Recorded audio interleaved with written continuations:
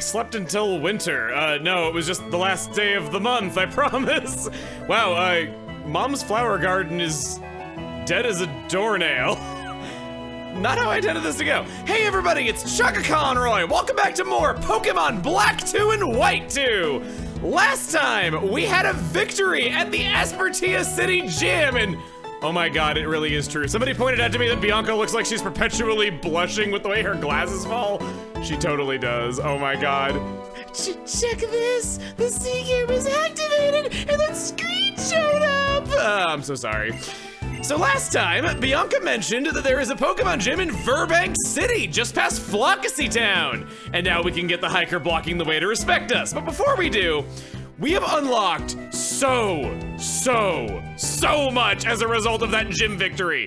So being forward with you, we will not be making any progress in the story in this video, but rather focusing on all of these things that we have unlocked and all that they can do for us.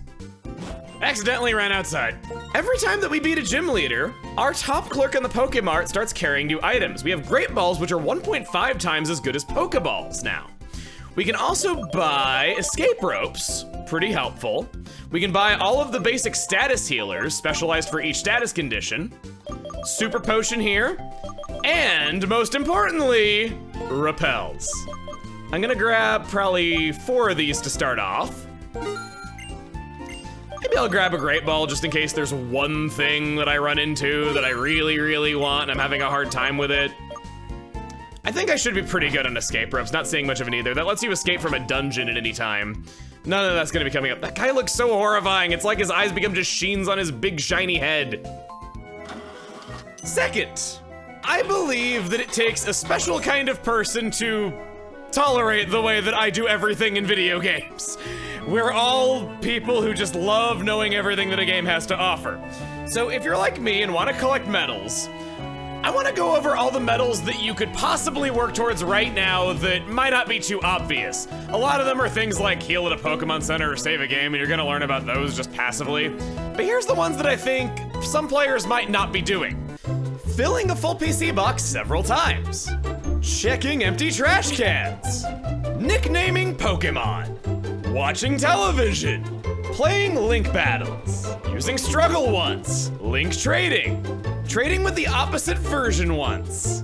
Using mail once. And reading trainer tips. That list made me realize that I could have a medal and I don't, so I'm going to get a mail right here. And what do I want to write? Do you know what they call This is surprisingly sure is something, you should try it. Jirachi, is this revenge for me never commissioning artwork of you? Let's give that to Lullipup. I never take advantage of mail. It's a way that you can send messages to your friends whenever you trade them Pokemon. It's kinda cool, but I never do it. So let's try it. I didn't know about this. There's actually animated emotes like stickers that you can put into these mails. Pretty ahead of its time. Here we go. Do you know what they call easy? This old man is surprisingly drooling. Mother sure is something. You should try it. Lay it on me, Mr. Metal. Pen Pal. I'd like you to collect more medals, so I'll give you 2 hit medals. Getting them hooked, young. Next up, our bottom screen, the Seagear. I am pressing the power, there it is. My touchscreen calibration seems like it's slightly off. This is passive wireless communication to tell you if there's anyone playing nearby, which drains the battery mercilessly, though I can't get too mad at it because it technically is a precursor to Street Pass. First item on the menu today is menu screen customization. If you just prefer something a certain way, maybe you got hands that aren't really shaped like a lot of other hands, you can do this to make this as ergonomic as you would like it to be. In the center of the screen, those 10 lights signify people that are nearby using their Seagear. It's nice that they allow you to just see if there are people nearby. See what I did there? And also what I did there, yeah. It's nice of that. That way you're not having to constantly manually connect to a union room or any crap like that to see if there's people nearby. You can just do. It's lovely if you're ever at a Pokemon convention. Trust me, you'll find people. Sadly, this section is going to be full, and I mean chock full of things that you can't do anymore because the online service is dead. But one of those things that is not dead is, believe it or not, exchanging friend codes. I'm not joking. You can do this even if you've never connected your copy of the game to the internet. I have no friend code, I've never taken this save file online, but I have with me another game, which has also never gone online, and yet, your friend has been registered in the friend roster. You don't gotta have a friend code to give someone your friend code. The save file, I guess, just knows. This indeed gets you a medal. And there's another medal for 4 friends and another for a full friend list of 32. That's 3 medals that are not locked behind the internet despite what it would seem like at first. Going into infrared as a whole, infrared was adopted as the communication method of choice because back in the day, world championships struggled heavily with wireless interference, and this got around that, enabling for quick battling, trading, all of those things. And by just having your systems physically next to each other, it knew who you wanted to connect to. In order to show everything that Sea Gear has to offer right away, I require someone else. And with me, I have Flint. Hey, that's me. Hi, Flint. What's up? I always wanted to have the cowboy from Mother 3 living in my house, man. He's awesome. Man, I love that man. I know, me too. His opening chapter is so freaking good. Anyway, hello, introduce yourself. Hi, I'm Flint. Okay, you can just be Flint for the sake of this video, buddy. But seriously, folks, it's Nintendo Capri-san. Hello, hello. Hi, so he's gonna be helping me get footage for this, and also for everything in the alternate version, for that matter. So, starting off, we wanna go to feeling check. I'm really feeling you. So we'll go ahead and hit begin check. Creating an infrared connection. We might need to get a little comfy for this one part. Tap the touch screen 10 times in any rhythm you like. Really? Place your left thumb on the outline gently. Checking how synchronized you are with Flint. Keep your left thumb steady and put your right thumb on the outline. Alright, it shows that we are 80% compatible. Everyone's quite envious of you two. Wow. Man, just call me Hinawa, why don't you? I don't know how I feel about this. So we get 2 sweethearts. The sweethearts restore HP, 20 HP of a Pokemon. A nice helpful little item that you get for doing this with various people. Now here comes the bad part. We need to do that 5 times for a medal. Oh, medal, I've seen those, yeah. Yeah. We've gotten worse. Oh no. 74! We just keep drifting. 3. You said nothing would come between us. We're just drifting apart. It's that Drago, man. 65! I don't believe this. Oh no. Close enough to make goodnight calls. Our final results, 76! Oh, came back a little bit. We're bringing it back. Therapy was very helpful. A quick thing that's good to know, if infrared just will not work, it's because the infrared is in the cartridge and some systems have the slot on the bottom. Just line up the 2 cartridges, you'll be fine. The next method of communication is good old wireless. Can't shut this down. The first thing we're going into is the XTrans Cyber. 20 minutes later. So I figured out the problem. It's one of those dumb things where one of us has to be searching for wireless, but the other can't be. I don't know why this happens so often in video games, so you want to go to wireless and then answer my call. Very well. Oh, there it is. Blades is calling. Oh yeah, we got something here. We could see. Oh my terrible god! What? Video chat on a Nintendo DS. Your face and the fact that it's like 2 frames a second. Oh my gosh. So we can do a few things in here. I could always, you know, doodle on you. Oh my gosh, the delay on this is horrible. I knew that it was bad, but oh my gosh. You got different graffiti markers, you can do stamps, there's so much to this. Here, let's do a Pikachu stamp on you. There we go, that's some good stuff. And then we can, graffiti mode, okay. So that it actually stays on this screen, that's amazing. I'm like Super Saiyan or something. So, in this mode, there's a couple of new things that were. Sorry, there's a couple of new things here. So we have mini games on the XTrans Cyber. Balloon base. Take 3 photos to use for the game. Take photo. Oh, make a straight face. Okay. Let's start the game. Tap red balloons and catch as many as you can. Don't tap other colors, you'll lose points. Oh, I just so happen to have a style over here too. Whatever. Oh, there it is. Ah. Let's see. 99 red balloons. Oh, there you are. Juniper and Mom. Mom. It's kind of cool how it animates. You can't really see it too well because my pop filter was in front of my face, but I can see yours a lot better. Oh, I see, yeah. Oh, that's so cool.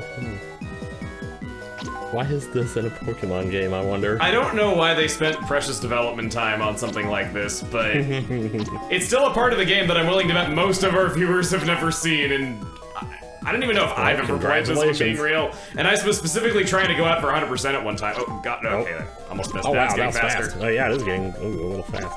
Shouldn't be doing this with my left hand. Oh, I almost had perfect. I think I got a late start, so I might have missed one, but I think maybe you popped one of mine, I don't know. Yeah. Final sprint! Ah. Alright. Results! Final sprint. Flint the sprint. Man, it's like a Mario Party minigame. You won! Or no, I won! Wait, no, I was gonna say, wow. Sure, it looked like you won because like your balloon like raised up higher, but then it died.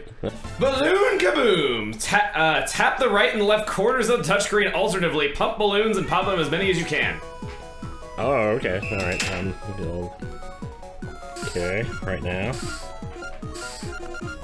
Oh my god. This is very rate limit. Oh my god. I can't believe this. Oh man. Oh, now I'm popping you.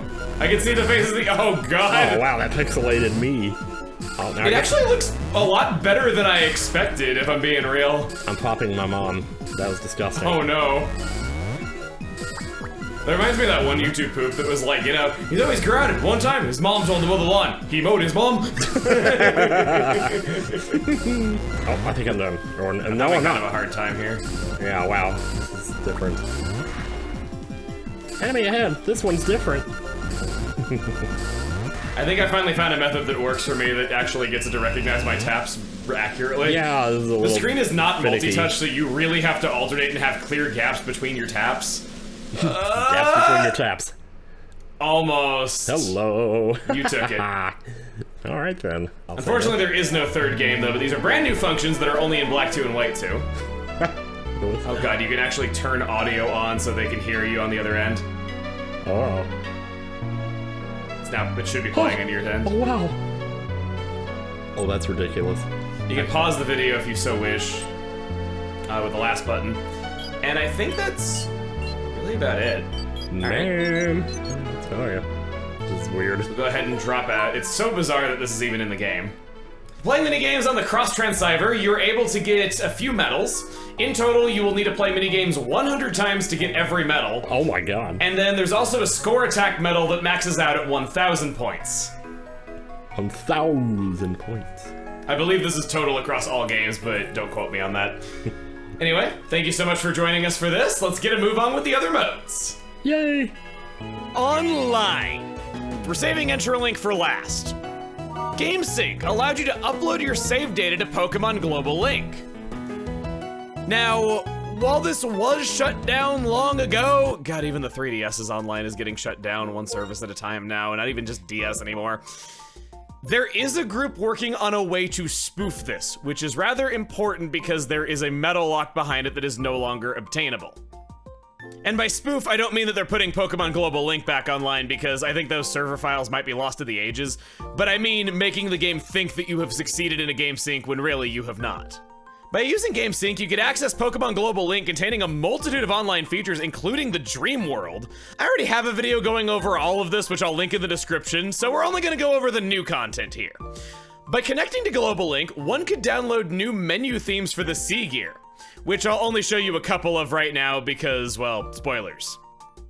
What isn't spoilery are these super neat Pokédex skins. I think this might be the only time they ever did this outside of like phone cases, but this is way cooler.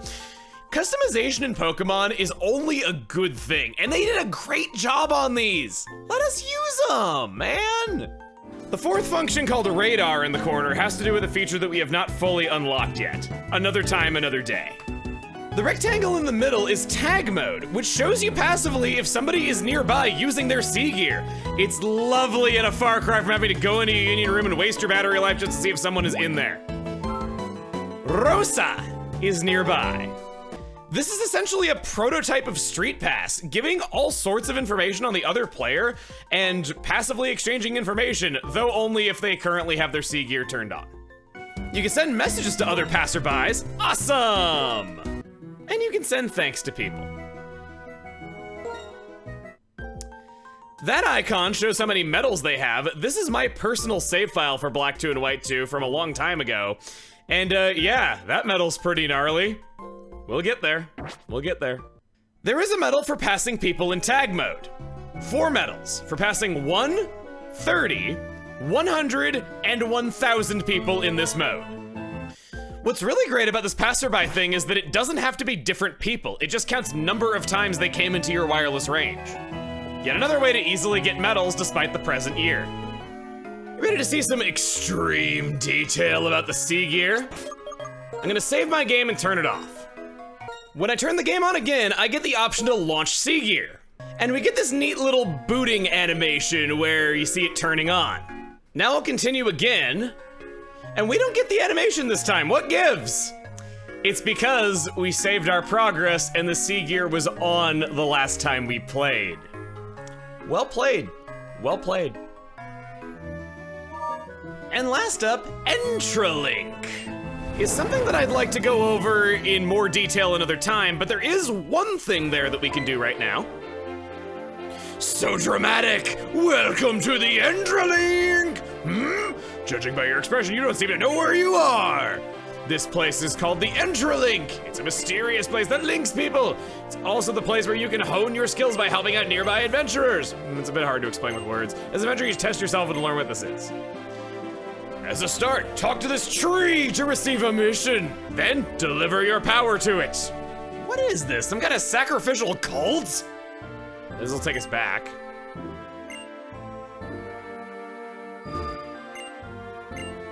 The first thing I wanted to do was accept a FunFest mission. The first berry search. Collect 5 or more berries within the time limit, look in shiny places in towns and on roads. Here we go, 3 minutes on the clock. This should be extremely easy. Woohoo! God, this thing looks cool. This is a visual facelift from how it looked before. We can run around Aspertia City and we get our first Chesto Berry. We would be able to play with other people local to us and all work together toward this goal if we had friends. But this one's simple enough to do as one person, so I thought I would show you this. This also means that yes, you no longer need online modes that are long dead to grow berries in Generation 5. You know, because berries didn't grow very well without use of the internet all the way back on the Game Boy Advance. Just saying. It bothered me so much, and it was one of my few legitimate gripes with Black and White. Now it's no longer a problem. The very first FunFest mission remedies this just fine. We get to keep our berries and everything. Cleaned out Aspertia City, so we'll get a move on in our journey while we are doing this mission to show that there's stuff out on Route 19 as well. Gotta run through the tall grass. This is risky. You could lose some serious time to wild Pokemon because that's not disabled. Time's up! Mission over! With 1 player and an objective of 5, I got 18! Some of these can be quite challenging, but this first one, totally doable and repeatable too. Feelings resonated with the entry. Our white level has gone up by 2. There's a black level and a white level, gotten by, well, playing with people of the various versions and doing FunFest missions from those. These unlock more things in Interlink. Oh, you're back! Whoa, this is wonderful! You completed the mission! As I promised, you'll receive a new power, not from me, but from the tree! The tree gathers wishes from people! These wishes resonate with each other and turn into past powers, which help adventurers! Go ahead and receive it! Talk to the tree! And receive a past power! We'll do just that. We have several powers available to us, Encountering power minus enables, we'd have to be level 5 to get this though, but it makes it that we will encounter less wild Pokemon by default. Restoring HP power, could do that. It makes it so that we will get more, it immediately restores HP to the lead Pokemon a little bit after a battle. Experience points power, makes it so that we earn more power, more experience points for 3 minutes.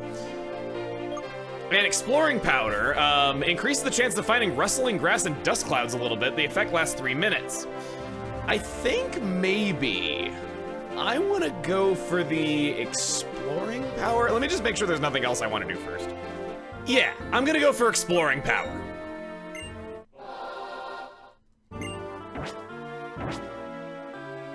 And there it is.